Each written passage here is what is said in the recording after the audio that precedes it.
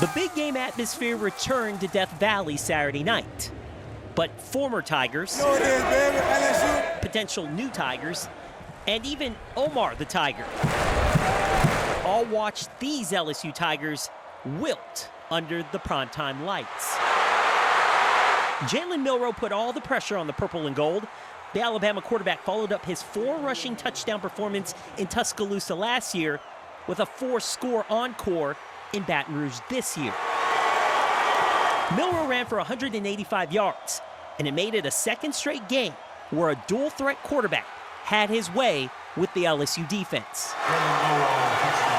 If you're watching the game, you're like, what did these guys do for 2 weeks? Like, we have a scheme to stop the quarterback. We did not get that done. I take responsibility for it. Blaker's not going to hide from the responsibility, but we've got to get it fixed, certainly, because it's been a couple of weeks now, in 2 games. I thought our game plan was really good on Milroe.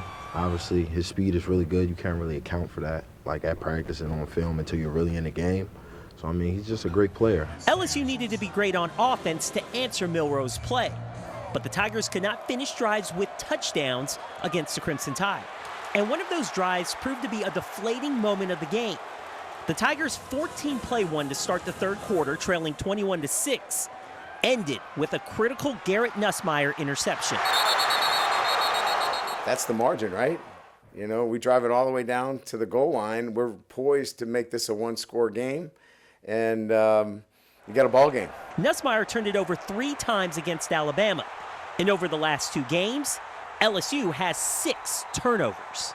We can't overcome the myriad of things that didn't go the right way tonight. Alabama snapped LSU's 15-game win streak in home night games and effectively eliminated the Tigers from college football playoff contention.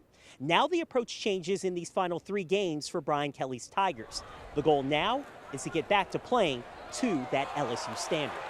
That affects us more than the damn playoffs. When you put on the jersey for LSU, there's a standard of football that those 3 letters on your jersey, it's a prerequisite. And we didn't live up to that.